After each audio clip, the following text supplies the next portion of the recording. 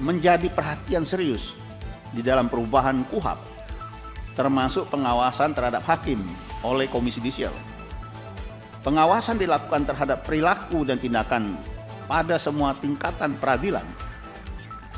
Pemikiran kami, Komisi 3 yang kami hormati, dengan dimasukkannya pengawasan di dalam KUHP akan memberikan legitimasi kuat bagi lembaga-lembaga pengawas dalam menjalankan tugas dan fungsinya.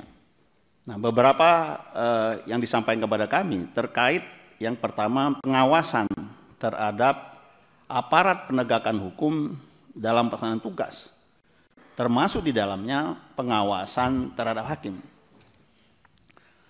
Menurut kami, saat ini KUHP tidak mengatur pengawasan terhadap proses penegakan hukum. Hanya ada pengawasan dan pengamatan pelaksanaan putusan pengadilan sebagaimana diatur dalam bab 20. Pengawasan ini berada di ujung proses penegakan hukum. Padahal penyalahgunaan wewenang bisa terjadi sejak penyelidikan. Di setiap proses penegakan hukum telah ada lembaga pengawas sendiri, baik internal maupun eksternal.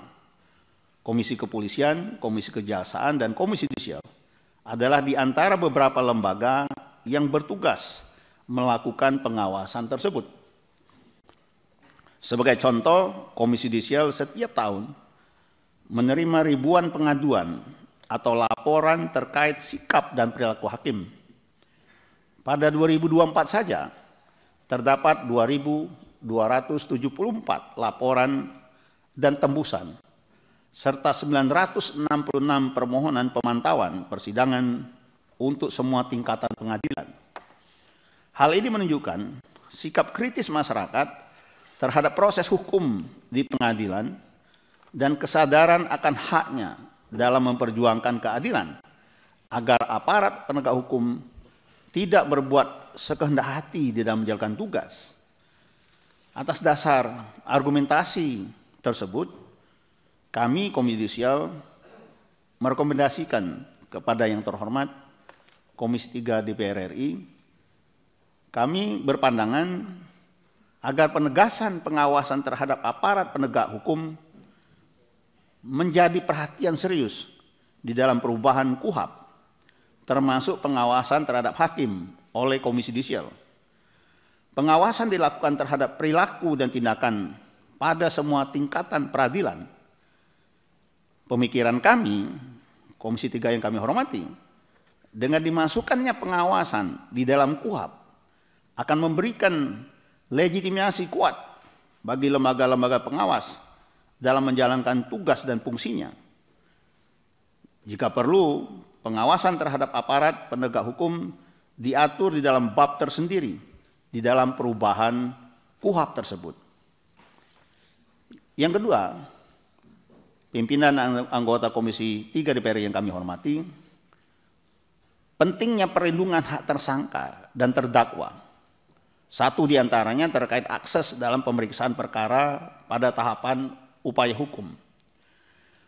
Prinsip pemeriksaan perkara pada umumnya dinyatakan terbuka untuk umum, sehingga bisa diikuti oleh siapapun, kecuali undang-undang menentukan lain, khususnya bagi pihak berperkara yang punya kepentingan terhadap perkara yang sedang diperiksa oleh majelis hakim.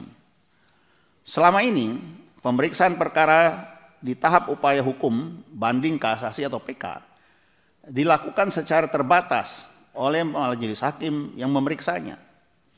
Dalam kaitannya dengan persoalan tersebut, Komisi Yudisial banyak menerima permohonan dari masyarakat untuk dapat dilakukan pengawasan perkara pada tingkat banding, kasasi, atau PK. Sejauh ini, yang dilakukan oleh Komisi Yudisial hanya sebatas memberikan surat yang disampaikan kepada pimpinan pengadilan atau Mahkamah Agung dengan permintaan agar dapat memberikan perhatian terhadap penanganan perkara dimaksud. Sebagai informasi, selama tahun 2024, Komisi Yudisial telah menerima sebanyak 966 permohonan pemantauan untuk semua lingkungan pengadilan dan tingkatannya. Dari jumlah tersebut, sebanyak 59 permohonan pemantauan pada tingkat banding dan 127 perkara untuk tingkat Mahkamah Agung, baik kasasi maupun PK.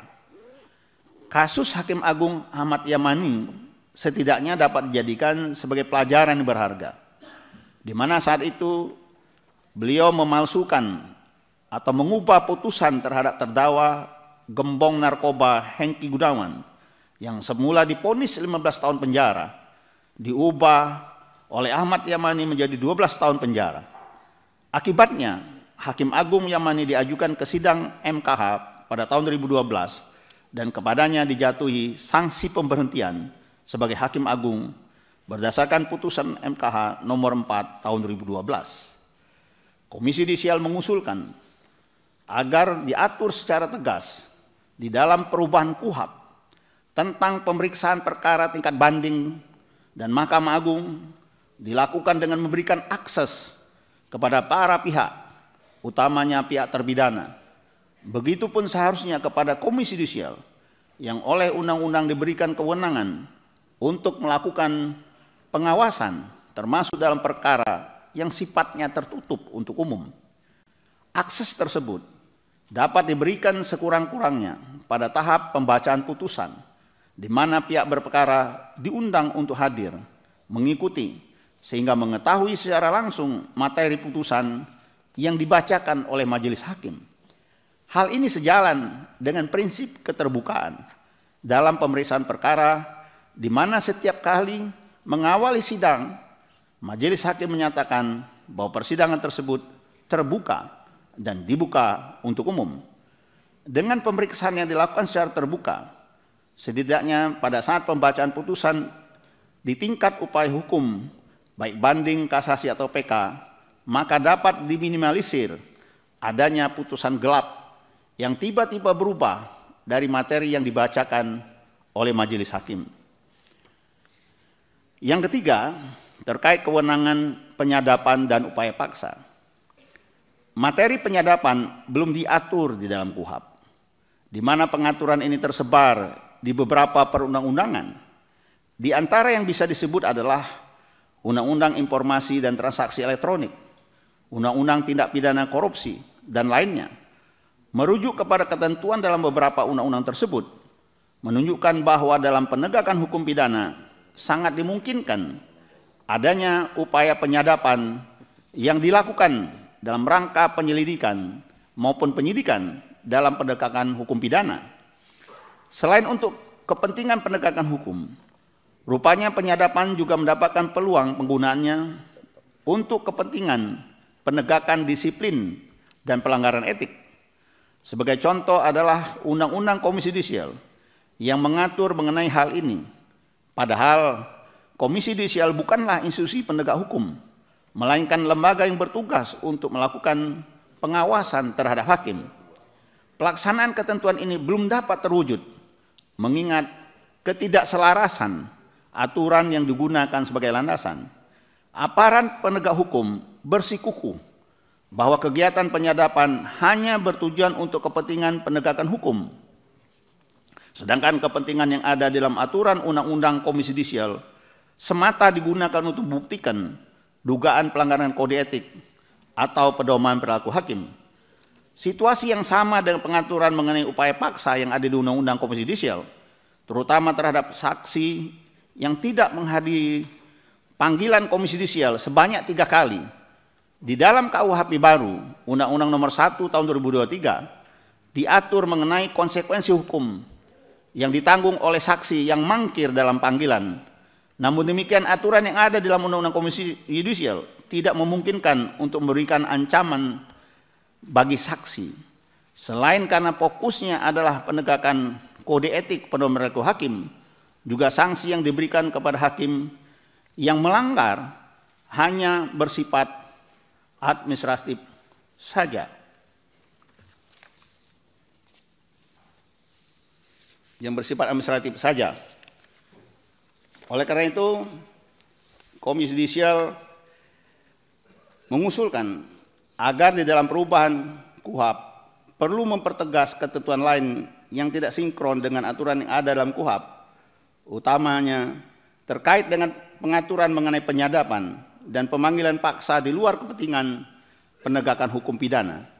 Perlunya hal ini diatur secara tegas agar tidak menimbulkan kebingungan bagi masyarakat akibat aturan yang tidak selaras satu sama lainnya.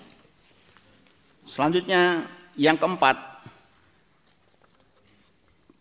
penyatuan pengaturan hukum formil yang terdapat di beberapa undang-undang. Menurut kami, Komisi 3 yang kami hormati, dalam sistem penegakan hukum pidana terpadu yang berlaku di Indonesia, KUHP disusun untuk menjadi panduan penegakan hukum secara formil karena merupakan kitab undang-undang. KUHP seharusnya menjadi kodifikasi atas ketentuan formil lain yang tersebar dalam berbagai aturan yang berlaku. Dalam kaitannya dengan usulan ini, Komisi Yudisial memiliki kepentingan yang besar, mengingat di antara tugas adalah melakukan pemantauan persidangan serta menerima laporan masyarakat. Khusus pemantauan persidangan yang menjadi acuan adalah bagaimana proses pemeriksaan perkara dalam persidangan dapat dijalankan secara disiplin. Disiplin dimaknai sebagai kepatuhan terhadap norma dan aturan yang berlaku, sehingga proses hukum formil di lingkup peradilan pidana menjadi faktor utama dalam melakukan pemantauan sidang. Selain itu, banyaknya laporan atau pengaduan yang diterima oleh Komisi Yudisial terkait pelanggaran hukum formil yang diduga dilakukan oleh hakim. Majelis hakim yang memeriksa perkara dianggap mengabaikan aturan mengenai tata cara persidangan, termasuk dalam melakukan pembuktian yang mengakibatkan adanya hak-hak terdakwa dalam persidangan dilanggar sehingga merugikan pihak berperkara. Atas dasar itu, Komisi 3 yang kami hormati, Komisi Yudisial mengusulkan untuk dilakukan penyatuan atau kodifikasi atas ketentuan hukum formil yang tersebar tersebut untuk diatur dalam perubahan KUHP. Dengan demikian, masyarakat menjadi lebih mudah untuk mempelajari dan memahami proses penegakan hukum pidana yang diatur dalam satu wadah peraturan, yaitu KUHP. Yang kelima, terkait pemeriksaan perkara pidana secara elektronik dalam menjamin hak-hak para pihak berperkara. Pemeriksaan perkara pidana secara elektronik itu mulai mencuat saat terjadinya wabah COVID-19. Saat itu institusi penegak hukum sempat kewalahan menghadapi ancaman wabah yang menimbulkan banyak korban tersebut. Sebagai upaya penanggulangan dan pencegahan meluasnya wabah serta dampak yang ditimbulkannya, pemerintah mengeluarkan kebijakan yang diantaranya terjadinya larangan interaksi fisik secara langsung. Kebijakan sangat berpengaruh terhadap proses penegakan hukum yang dijalankan aparat penegak hukum. Sementara dalam KUHP belum secara tegas mengatur jalan keluar atas keadaan tertentu yang terjadi di luar kendali, di mana sidang dalam KUHP hanya mengatur persidangan dilakukan di gedung pengadilan dalam ruang sidang. Menyikapi situasi demikian, Mahkamah Agung dalam pelaksanaan persidangan perkara pidana, Mahkamah Agung akhirnya menerbitkan Perma nomor 4 tahun 2020 tentang administrasi dan persidangan perkara pidana pengadilan secara elektronik, meskipun dalam prakteknya sempat terjadi perdebatan. Atas hal yang disampaikan itu, Komisi 3 yang kami hormati, maka Komisi Yudisial merekomendasikan kiranya pemeriksaan secara elektronik dimunculkan dan diatur secara tegas dalam perubahan KUHP.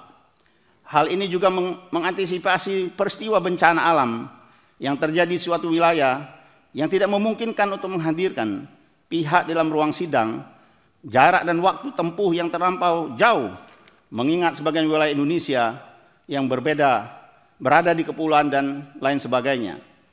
Meski pelaksanaan persidangan dimungkinkan untuk dilakukan secara elektronik, seyogyanya pelaksanaannya tetap dapat diakses oleh publik.